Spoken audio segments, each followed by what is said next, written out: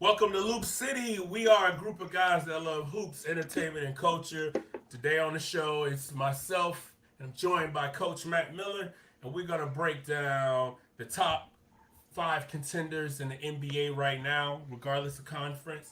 And I'm just going to start it off. Matt, what is your top five right now? Okay. I've got actually seven All right. because I have like four of them that are right there.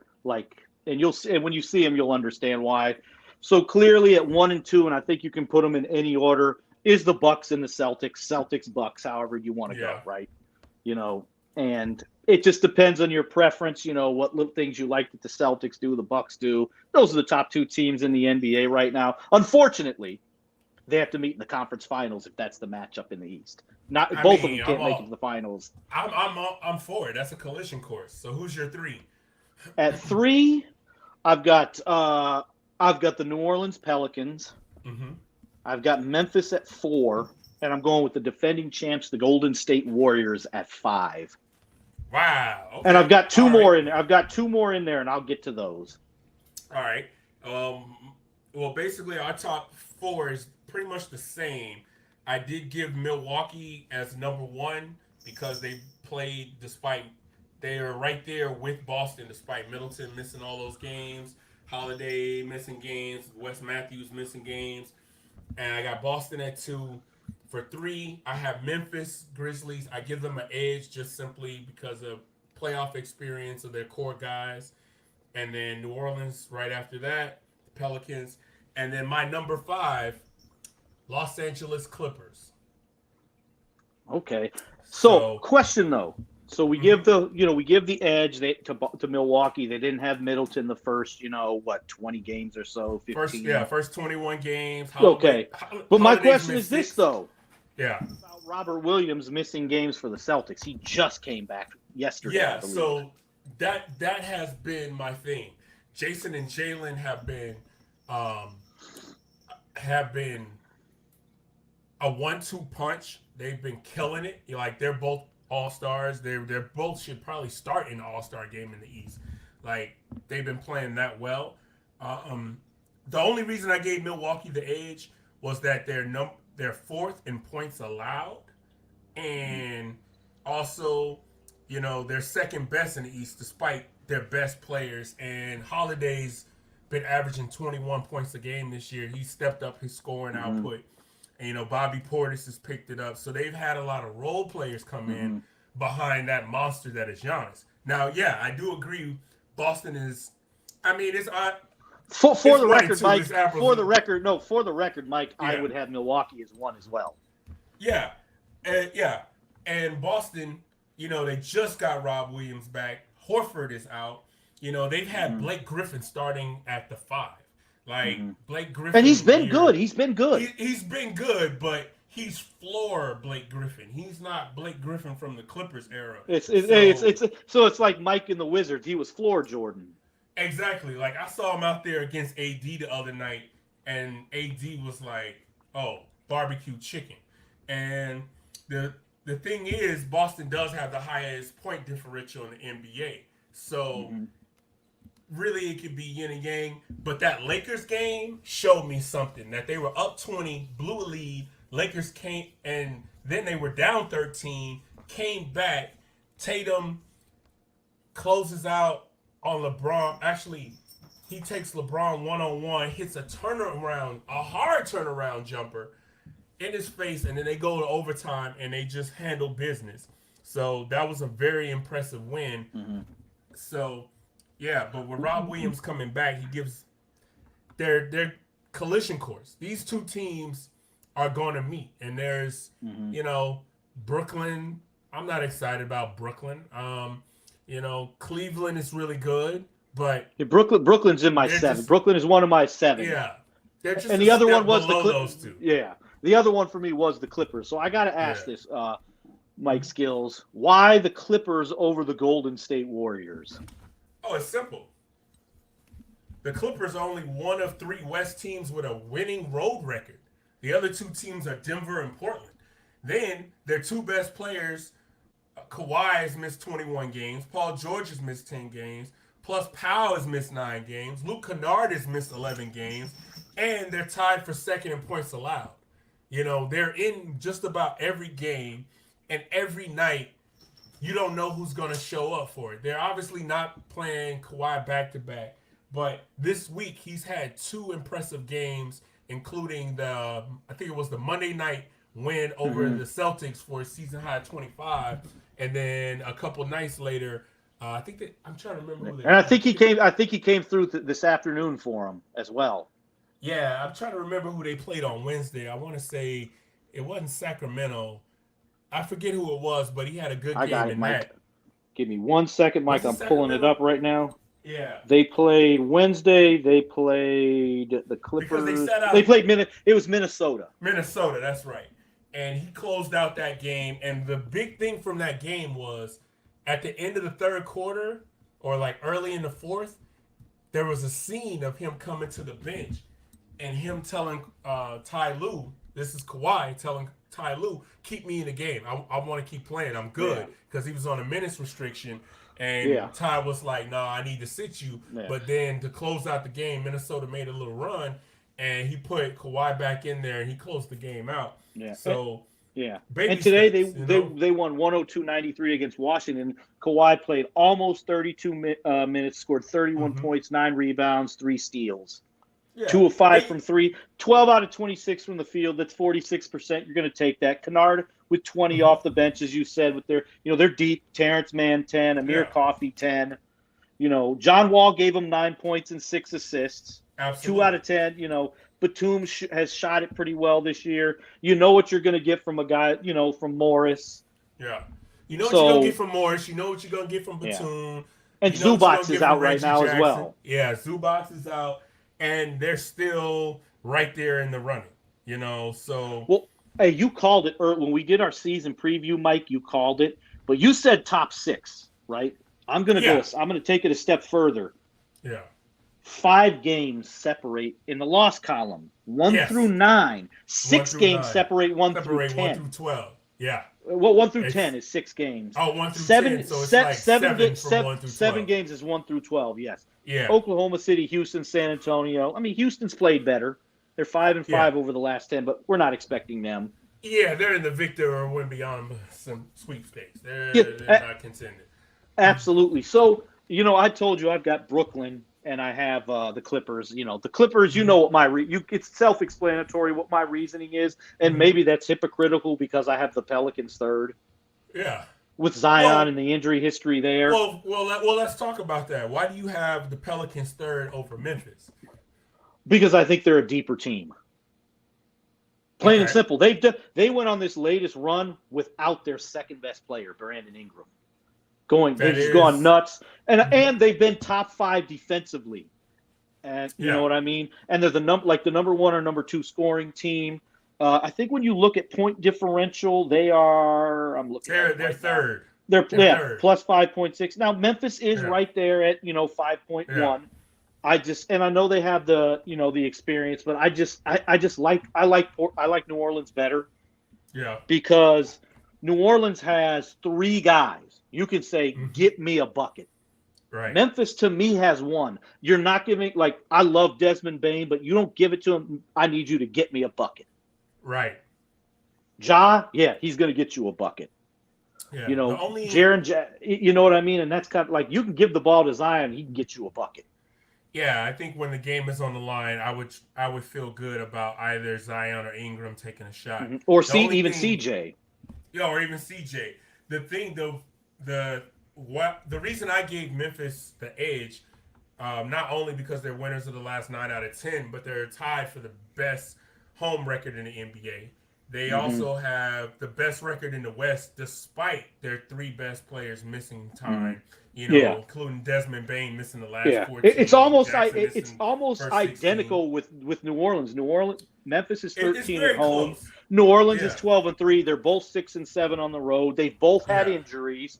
You know what I like about this though? The tiebreaker for me though, not to cut you off, is just go ahead.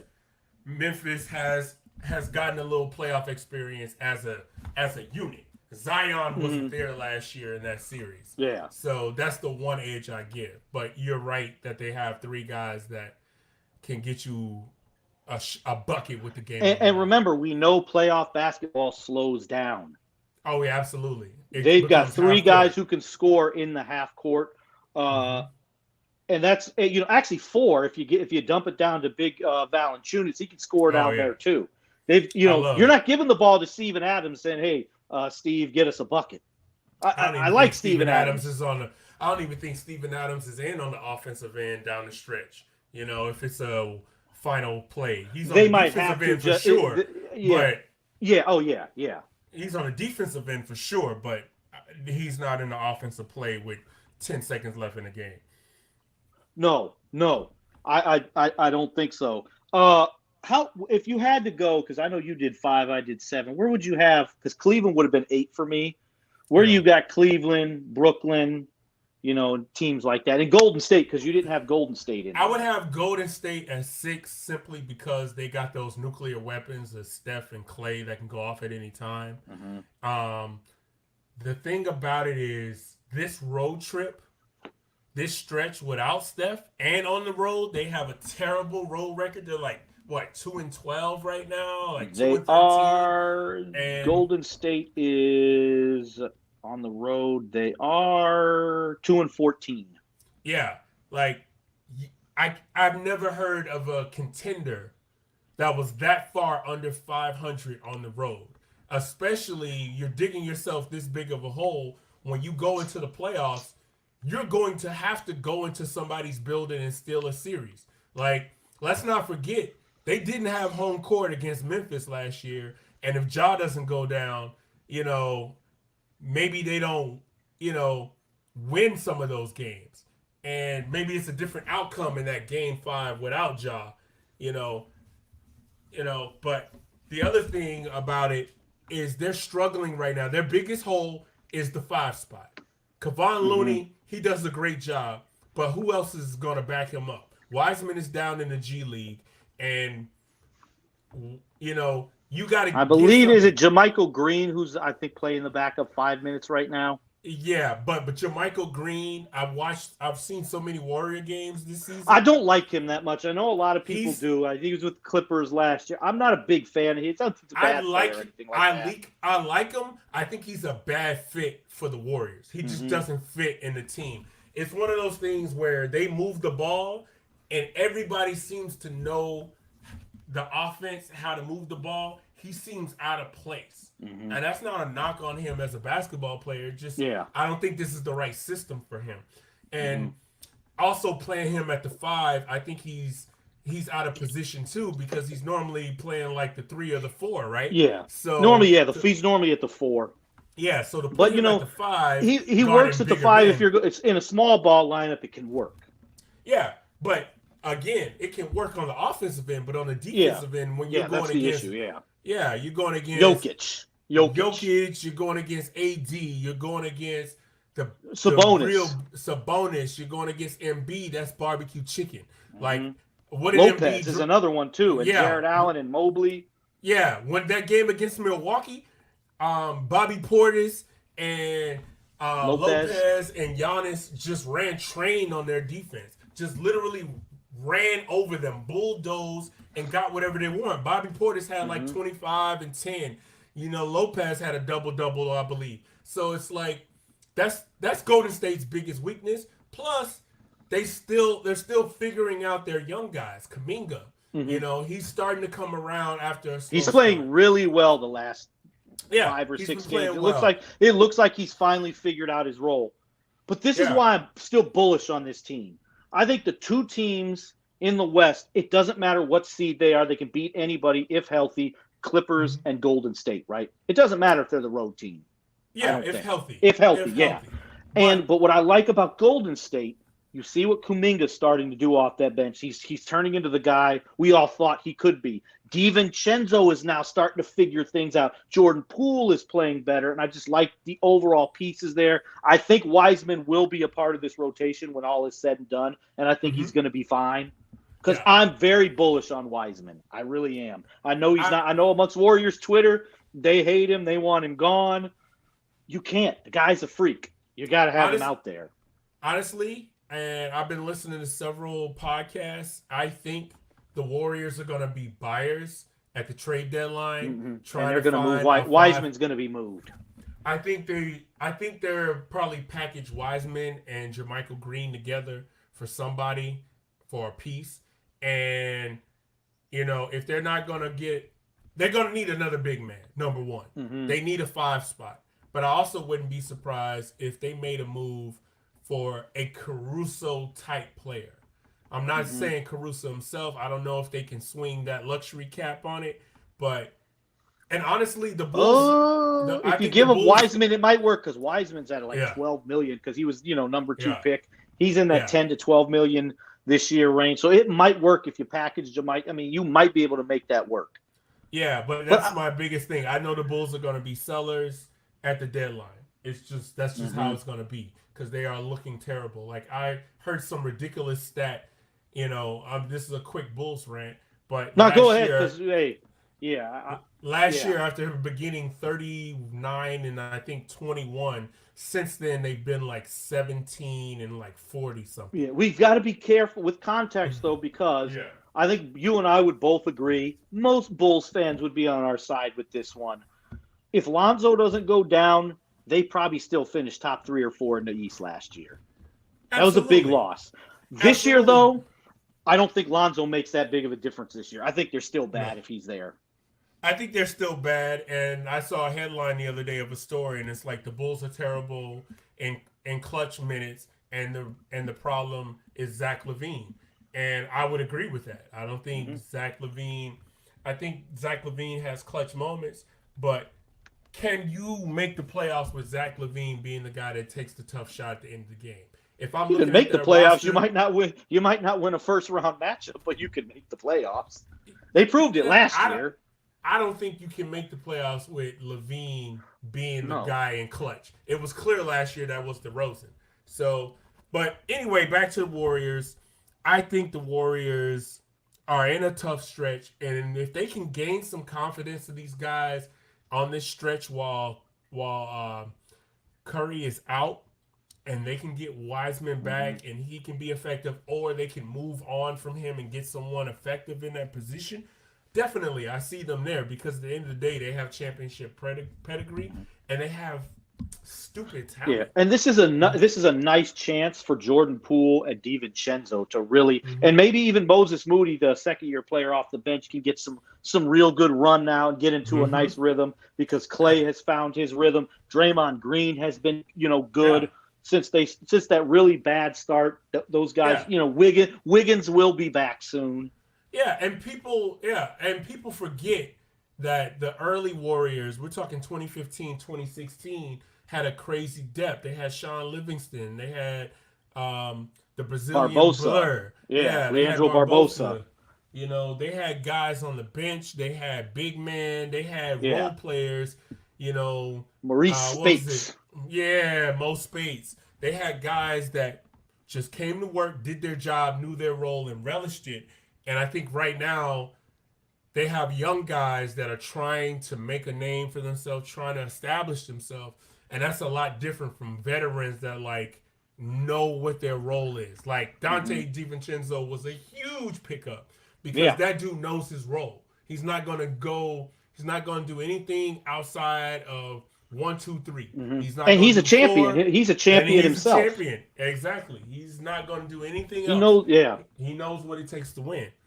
I wonder. I'm hoping we might maybe in this stretch, maybe Patrick Baldwin, their rookie that they drafted, maybe he can get some spot minutes here and there because I like his potential as a shooter. I think he'll be able to do some things defensively, possibly. I don't think they have a choice right now without Wiggins and Curry. Like they kind of, it's kind of like next man up. Like throw them out there, see what you can do. Exactly. Like what's the worst that can happen? You know what I'm saying? If it doesn't work out, move them. This is the best time of the year, I think, for this to happen to this basketball team. Absolutely. Because nobody's really running away with it out west. Whereas out east, it's clear cut. Milwaukee, two-man Boston. race. They're going to be Yeah. they're going to be the top two teams. Now maybe Brooklyn gets really hot and can solidify that third spot because they're 18-12 now. They've weathered the storm. Yeah, they've weathered the storm, but I don't think they've answered some of their main questions. Look, Kevin Durant has been playing incredible. Mm-hmm. He's still one of the best players in the world. Yeah, that's undeniable. Kyrie has showed up, has been consistent. I'm not worried about those two guys, for the most part. I'm worried about the 5 spot.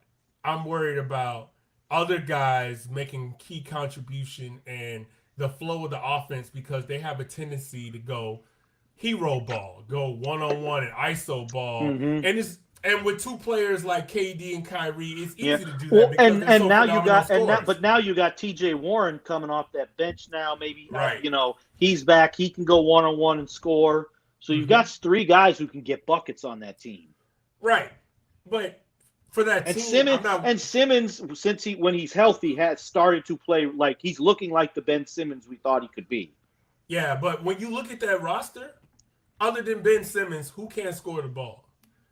He can score. He can score. He can't score from the outside. I mean, drop them on the court, give them a good look from any. Their normal. Nick Claxton's not a guy you're going to give threes to. He's not going to make shots like that. Right, but when you look at Seth Curry, you look at Joe Harris. You look at guys, hell, even Royce O'Neal. You give him a good look, he's going to knock it down. So buckets, I'm not worried about this team getting buckets. I'm worried the defense. And the defense and guys getting lost in the offense of just standing around watching Kyrie and KD create. So that's why they're a little bit down on the list. But you're right. They have righted the ship. Kyrie has been a model player since the early controversy. And more importantly, he's playing.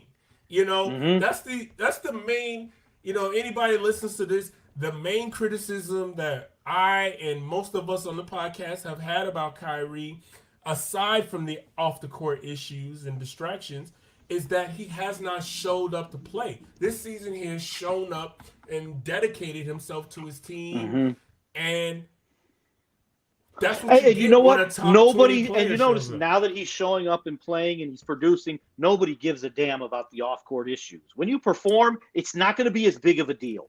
Oh, absolutely. It won't be. After the initial, if Kyrie were performing well and on the court when that whole thing with the Amazon video and all that stuff comes out, if he were performing, that thing would have been over with in a couple days. No one would have cared. Because unfortunately, that's just how it works in today's media world. Well, yeah, it was, and the way he handled it didn't help either. No, so let's we know. I know that, but we know. But the thing is, we know that's who he's been and who he will always be. Absolutely. It's not a shock. He's gonna when you're not performing and you're not playing, you're gonna get way more heat. Oh, absolutely. And what do they always say? And Mike, what cures everything? And winning. What cures everything? Exactly. Winning. You can't. When was the last time? When is the last time we've heard about the Nets and Ben Simmons this, Ben Simmons that? We haven't because they're 18-12 now. They've won 60% of their basketball games this year after that awful start. Yeah, and Ben Simmons is looking up. He's looking like he got his confidence back after that Sixers game. So yeah, I can't knock them for the progress they're making. I'm still taking the wait and see approach. No, that's how you have to approach on the roster, on the team as a whole. I'm not worried about KD and Kyrie. I know KD and Kyrie are going to give me 50 to 55 points every night minimum. I know that's what I'm going to get. Yeah, they're going to get the job done. Yeah, when healthy, they're going to be fine. Yeah, I'm worried about the other guys getting lost in the offense and their defensive commitment as a team. What scares me about them come playoff time is when, Seth Curry being an undersized guard. And I want to use this to transition into one more thing before we get to put you on game, Mike, because Mike's got something special for us today in that segment. Let's go to Cleveland real quick because they would have been my 8th team.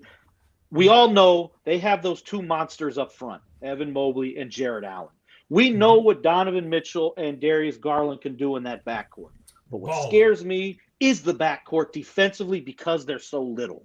Yeah, that scares me a bit only against Boston and Milwaukee because they have big guards and big dudes. Like, let's not pretend Jason Tatum is not 6'10" and that Jaylen Brown is not like 6'7", 6'8", if I'm not mistaken. Those guys, and they're big and they're long.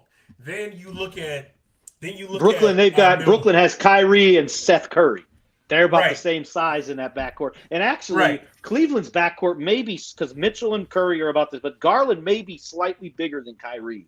But it's like you always say, it comes down to matchups. So, like, if Cleveland goes against Brooklyn, I wouldn't be worried about Garland and Mitchell matching up against Kyrie and Seth Curry. But if they go against Boston and Milwaukee, it's like, oh, man, what we used to do, mouse in the house. Or what did Shaq say? Barbecue chicken. I'm going to go to work because on you. Now, put you in the post. And you're going to do, because now you're two big guys. They can't just, play off the ball and protect the rim because themselves, they got to go against the Robert Williams, the Lopez's, the Giannis, the Al Horfords. The matchup at their position is much tougher. Exactly. Than if you're playing Brooklyn. And if you're helping off Bobby Portis, Robin Lopez, Giannis, they are going to eat. They're going to have double-doubles. They're going to average double-doubles for a series. And it's going to be over in 5 games, if that. So I completely agree with you. I think Cleveland, the one bright spot on Cleveland has been their defense has been outstanding. I know that that's a lot to do with the big guys, Jared Allen and Mobley, but you're right. Their perimeter defense is going to be a question mark how they stack up against the premier teams because I'm not worried about them playing Philly. I'm not worried about them playing Brooklyn or Atlanta. Like, Atlanta would be a good matchup for them. But Philly might be tough because you've got Harden. You got to deal with Embiid. You know what I mean? Harden's a tough matchup. You know what I mean? I'm saying from the guard standpoint. Yeah, that's what I'm saying. It could be because Harden's got size. Bigger. Harden's got size, but here's the difference. Harden is not going to take you off the dribble. He's going to stay out there on the perimeter and try to work you. Harden doesn't post up. Kyrie, he likes to cook and go one-on-one, and that could be an issue. But when you're the same size as him and you've got lateral movement, I would like to see Donovan Mitchell versus Kyrie. That's a good matchup. And then you got Garland and Maxey going head-to-head. Exactly. But I do not want to see him going against Jaylen Brown. I do not want to see him help. I don't want to see him guarding Malcolm Brogdon or Marcus Smart. Those are big guards. Smart's 6'4", big. Brogdon 6'4", 6'5". He's big, can defend, can shoot it. He'll score. Boston and Milwaukee are just nightmare matchups for anybody. But we're not even talking about Miami because I don't trust them.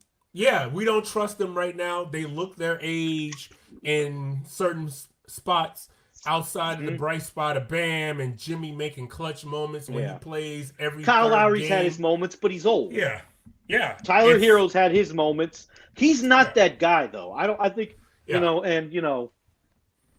not that guy. And we know a certain Miami Heat fan who would probably not like my comment too much. I like Tyler Hero. He can play. He's not that guy though. No, he's not. He's not that guy. He's a great I think if Tyler's your third best player on the team, I like your team. I don't like it. I like your team. You're not winning a championship. Yeah, I like your team. But if he's the second or the first guy on your team, you're not going that far. It was like Memphis when they paid Chandler Parsons all that money. You know what I'm saying? It was like you getting a guy who puts up good stats, but does he make the players around him better? Yeah. And is it really efficient? Is it I'll say this though. Consistent?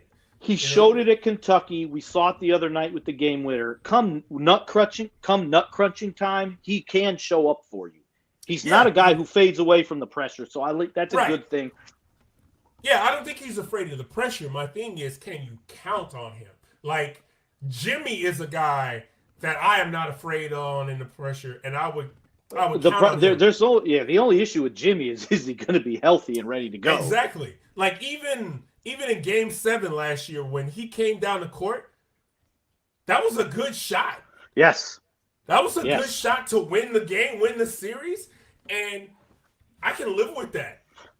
So Hey, if one of the most clutch players in the NBA gets a good look at the three to send you to the NBA Finals in a Game 7, you live with the shot, make or hell miss. yeah, you live with that. You have to live with that.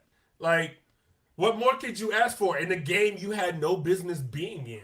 You know Mm-hmm. what I'm saying? After he put up like what he put up in Boston the game before, like 40 piece, Yeah. like yeah, 2 nights earlier. Like, come on, man. Like, yeah. So I think you're exactly right with Cleveland. I think they're just on that second tier in the East, and they're gonna be there. They'll get out Mm-hmm. of the first round, but I don't think if Milwaukee or Boston is in their way, they're Mm-hmm. gonna get flattened.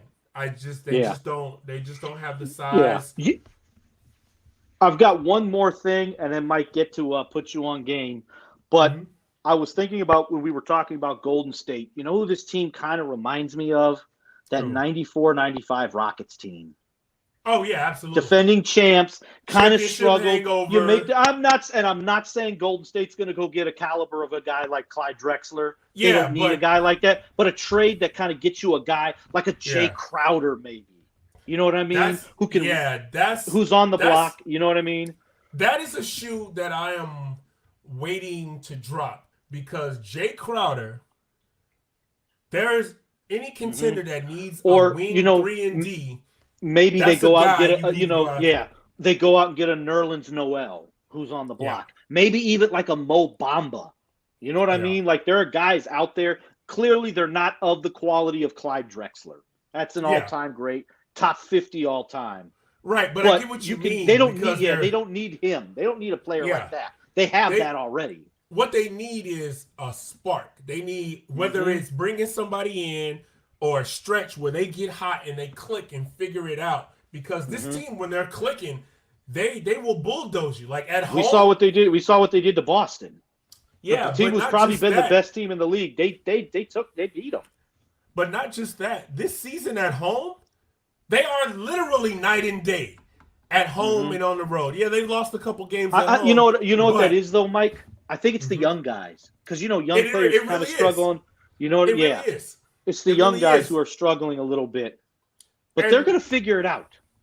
and and what you said is like I think it's a championship hangover more on the young guys because and I heard this on a couple podcasts, it's like the vets, Steph, Clay, and Draymond are like, we're defending champs and we're trying to get another one. Like, we can see our Mm-hmm. basketball mortality. The younger guys are like, dude, I'm 19, I'm 20, I'm 21, I'm 22. Mm-hmm. I just got my first deal. I'm trying to perform and be consistent and Yeah. make, earn my keep Mm-hmm. so I can get my next deal. Yeah, You and you know? got like because Jordan Poole gets his contract to 20-25 million, but now Mm-hmm. Kuminga, Moses Moody, when Yeah. Wiseman they're going to want to make a name for themselves and say, hey, we're these guys too.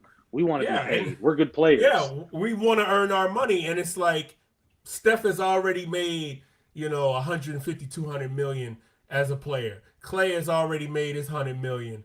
Draymond has already made his 100 million. What do you Mm-hmm. tell Jordan Iguodala's Poole? made his 100 million. Yeah, what do you tell Kaminga and Jordan Poole? Like, hey man, you got to buy in and sacrifice for the team. It's like sacrifice. You already got your money. I'm trying to get mine. So Mm-hmm. I think Hey, we know that's one more thing. Come playoff time, Iguodala will play a role at some point. definitely. I mean, he's playing more of a Haslam role, in the sense of he's not playing. No, He's cooked. He's cooked. But it's just father time. It catches everybody. and that's why I come playoff time, I think he'll be able to come in, give him a solid 5, maybe 5 to 10 minutes off the bench definitely. because you don't ever play back to backs. He's not going Yeah. to play much in the regular season. He's just Oh, not going absolutely. to. They're saving Yeah. that old body for the playoffs if they Yeah, need him, but and he might but not I play every playoff game. no, I don't think he needs to play every playoff game. But I think before the playoffs, he needs to get in maybe 20, 30 games because it's one thing for your presence to be in the locker room and to be heard, but your presence has to be felt. You can yell in my ear all day, oh, we need to box out, we need to rebound, we need to close out, we need to hustle. But if you don't get in the game, sometimes it falls on deaf ears because it's like, bro, I hear you, but you don't get in the game. But if I see you out there doing it, then it's like, Mm-hmm. Oh, I see what you're talking about. I get it now. I understand. And those are the things that can spark those other players and understand, because it's like, look, dude, my career is almost over. I'm in the twilight of my career. You guys are it's in your infancy. You guys are just beginning. So, Mm-hmm. cherish this time, because these opportunities don't come around, and you won't realize this until you're in my shoes on the way out. Mm-hmm. And guys like Kuminga and Moody, they're lucky. Their first year in the NBA, they went to the NBA Finals. Exactly. And First so to year, them, it's like, oh shoot, this this is is how it fun. happens all the time. This shit You is know, it's easy. not. No, it's not. It's not. It's not Mm-hmm. supposed to happen like that. And you think of the things that had to break right for them to do that. Mm-hmm. Like, I'm not putting the asterisks on any championship, but I will say John Morant going down changed the complexity of that series. Did I think Golden State was going to ultimately win in 7? Yes, Yes. but that changed. It wasn't for certain. Dallas going into Phoenix and embarrassing them in Game 7, that was the difference. That was we thought Phoenix was going to be on a collision course with Golden State all year. No, Hey, Phoenix. we Now hey, you're we just all playing hey, let's Luka. be honest. We all thought it was going to be a rematch, Milwaukee Phoenix. Yeah, Most and of us, that's what we thought. yeah, and it ended up being Golden State versus Luka and the Pips. You know what I'm saying? Like Luka and some guys, and not to Jalen Brunson is in New York and he's balling and he was balling in, but if he's your number 2 on the team, I don't know how far you go. So Well, we know they can go to you can go to the conference finals, but you have to have yeah, Luka. You got to have yeah, Luka. yeah. Your number 1 has to be a generational talent. Yeah. It If can't your just number, be a guy. no, you're not. Hey, if your number one guy is like, I hate to say, but if your number one is Zach LaVine, No, and Jalen is your number 2, yeah, it's probably not going to work out so well. Sorry, nah, it's Bulls not, it's fans. not gonna work out. Like For all a real fire quick sale. little shout out to all the Bulls fans. I follow a ton of y'all on Twitter. Y'all are all fantastic people. But Mike and I jumped off the bandwagon a long time ago. Not because they went through a rough stretch and then they were good and all that, but it's hard to root for a team. It's just too much Honestly, pressure. It's fun to watch your favorite players and not have a yeah. dog, and have a dog in the fight. It's just And better that honestly, way.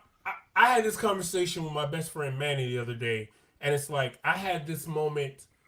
I think the last moment I was a diehard Bulls fan was probably like 2015 when Rose hit the 3 over Cleveland in the East semis. And then the next Yes. game, LeBron hits the game-winning shot over Jimmy. That series, that was the moment that I was like, we're never gonna beat LeBron. We're never gonna be Hmm. able to get Hey, over this Mike, hump. I think you and This, I. This was me and you were. I had texted you. I remember. I was like, "Hey, Mike, man, this Bulls team might be the one to get back to the finals."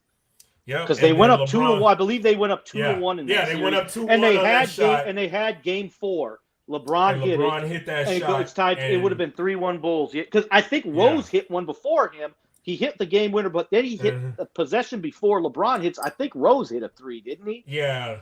The And Bulls then had the LeBron, lead, and it was yeah. and then LeBron ended LeBron it came through and ended it. Yep. in And the when they next two tied, I was like, games. "Yep, it's over. It's over at It's this over. point." It's over. And more importantly, it was a moment where I was like, this must be what Knicks fans felt like in the 90s. Like, we're never going to get past this guy wearing number 23. We're just not No. going to beat him. And the And Bulls are then the like, last "No, we're not going to get by this guy wearing 23." But it's yeah, and LeBron. then and then in 2020, The Last Dance comes out, which I binged. I've watched all the way through at least 5 times, and I'm like, I'm playing with house money as a Bulls fan.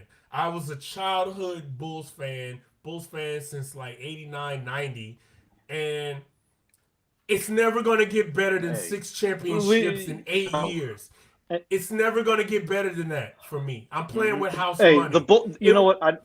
The Bulls were America's team at that time. They really were. yeah, They were they America's team. they were, but my family's from Chicago. I was born there, so I was indoctrinated at the right time. I got lucky. Yeah, My same favorite here. team had the best player, arguably of best player of his era, best player ever, arguably.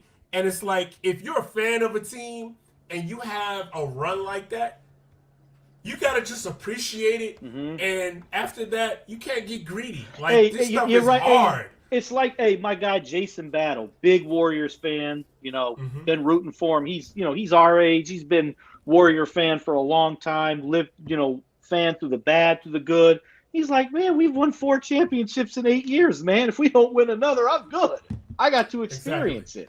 And some of Exactly. these, I It's think these fans get spoiled, and some of them don't know how no, to. They don't know how to handle when the team is kind of going through a transition and period. that was exactly what I said about The Last Dance. It's like I was spoiled in the '90s.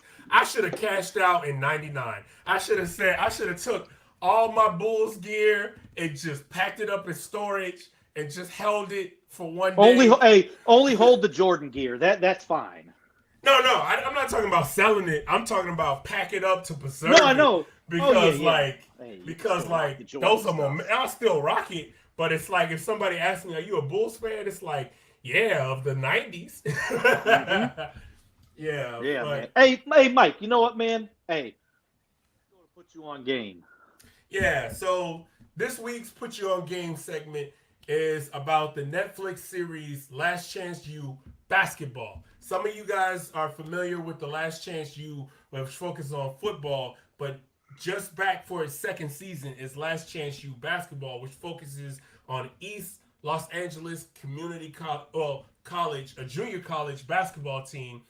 And the premise of the show is this program is a junior college powerhouse that takes players in that have washed out at Division 1 schools, at Big Five schools. And this season, there's like a guy that went to LSU. The first Mm-hmm. season, there was a guy that was at Penn State. There was a guy that was at UTEP. So these Well, hey, are and this not, year, hey, these are, the young man whose dad played in the NBA on this season, he was at yeah, University of Illinois Chicago as well, DC. absolutely. They So had two at least. So this series follows a group of young men as they try to overcome athletics, academics, and the third A asshole or attitude to get themselves out of a junior college and back to where they want to be in a Division 1 basketball school and hopefully one day the NBA. And it's called Last Chance U because for a lot of these guys, this is it. In junior college, your eligibility is short, so the stakes are very high. The games are very competitive. You see the attitudes and the personalities clash, but you also see the emotions of what these guys are dealing with. A lot of these guys come from broken homes, or some guys have children, or they have emotional issues. This season, there's even a player that has autism. There's a player that is struggling with a health condition. So it's very compelling stuff. Be sure to check it out on Netflix. Season 2 just dropped. Mm-hmm. I'm halfway through it after just binging season 1. Highly compelling, captivating, and it's reminiscent of. I know for you, Matt. Like Yeah, I'm not gonna speak because for you. You tell me what it was like. Like well, how does this well, remind you this of is what it why was it like? hits me because I have the California junior college experience when I was at Shasta College in Redding, California, and just let me tell you, uh, we actually were lucky that we actually had a really nice gym, but everything else, some of the other schools we would travel to, I mean, we were traveling through the mountains in the snow, but that's you're going to get that in Southern California as well because Mike, it's there's mountains there you got to go through, but Yeah, just you don't have I lived on the dorms on campus. It's not the greatest facilities in the world. This is not University of Texas or anything like that. The whole, in all honesty, and Mike knows about this high school in Texas, Katy High School, top high school football team in the country. Their freaking weight room was better than the weight room at Shasta College. It's that crazy, wow. uh, you know. And I'll say this: watching, especially season 2, when you see them, that first episode when they're going through all the off-season workout stuff, they're lucky because when I had to do it, Coach Kelly Fitzhugh had us outside in the 120-degree weather in the valley in Northern California doing calisthenics, jumping Yeah, boxes, doing sprints. It's 120. No, it's not humidity like down south where like Houston where I'm from and all that stuff, but it's still 120 degrees. It's like if you've ever been in a dry sauna before, or a sauna, because you got steam room sauna where they put the coals and stuff. Sit in a dry sauna for 10 minutes and tell me if you could. And you can just imagine 2 hours doing like calisthenics, jumping, running. It's tough. Yeah, it's really tough, man. And if you, for people that have an appreciation for athletics, have an appreciation for professional athletes or collegiate sports, it's a look behind the curtain at all the preparation that goes in, and seeing how hard it is to make it. Mm-hmm. You know, not just to the league, but Division One. Mm-hmm. You Because know what hey, these Mike, guys we're go all through. fighting for our basketball lives at this point. Absolutely. And, for somebody like me, my basketball life was over probably sophomore, junior year. I knew I was not going to play college. I was not going to play D1. Like, that was a fleeting dream at the time. And I was like, yep, that's over. But for guys, there are levels to this game. Fortunately, when I was at Stratford High School, I was on JV when my senior class had three All Americans: Drew Long, Michael Ridgway, and Dylan Leal. And those guys went on to play Division One, and I got to see these guys practice day in and day out. And there's levels to this game, and so it just renewed my respect for guys that compete at this level, but also inspired me to get back out there on the court. And I actually had a 5-on-5 pickup on Wednesday night. I played like trash, but the main thing is I got out there and I got moving, and made some dimes, made a jumper. It Hey, was we're fun. OGs now, Mike. Man, any Yeah, way we can get it, right? yeah. Side note, they match. I walk in the gym and they're like, "Man, we ain't seen you in a couple weeks because I was nursing a calf injury." And this guy walks in and he's freaking jacked, and they were just telling me about this dude. They're like, "Yo, it's this new dude that comes here. He's cold." And the dude walks in the gym. He goes to the other end, laces up his shoes, and he's stretching and running around the court. And then they whisper, "Mike, you gotta guard this guy." I'm like, "Well, I gotta guard the dude. I ain't hooped in about a month. This dude is as good as Let you me say. guess, He's no Mikey. You barbecue were chicken." outside of him. You were probably the closest to his size. Bruh, it wasn't even size. It was just like his current athleticism and my former peak athleticism. It was like Gotcha. I have, and not to stay on this too long, but I have glimpses of peak athleticism. This guy is in his prime. In Ah, his prime. that's not fun. Yeah, I want it's to say not fun one at more all. thing. I do Mm-hmm. want to shout out Coach Kelly Fitzhugh, Shasta College, man, because I know he grew up in a military family. Dad, I think it was Marines, maybe Army. It was over 20. I went there in '02, so it's been a while. It's been 20 years. But going there 3 years later, I went into the Navy. His military style, if you will, prepared me, because I'll tell this one quick story. So we're doing our off-season workouts, and of course, I come from a high school program. We were, a top 25 program in the country. All we ran was motion offense. There was no set plays. We did, but Kelly Fitzhugh kind of had a flex type offense, which just it wasn't for me, and I was just kind of struggling with it. Man, Mm-hmm. I think I went left when I should have been right, gone right. Essentially, he Mm-hmm. say, "Matt, get the fuck out of my gym." Yes, that was that Get was the Coach fuck out of my. Fitzhugh. That Yeah, was Coach Fitzhugh. So shout out to you, Kelly Fitzhugh, man. I appreciate that, and I'm not being sarcastic either. I appreciate it. yeah. No, He that prepared is me. that is important. Like, a lot of people don't understand that what goes into it: coaching, development, encouragement, and if a coach yells at a player, 9 times out of 10 it's because he cares that much. He wants to see you better yourself. Hmm. So I'm all with it. I'm all for it. Yes.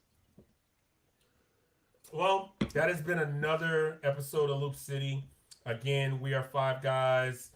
We are a group of guys that love hoops, entertainment, and culture. And I'm your host, Mike Skills. We are out.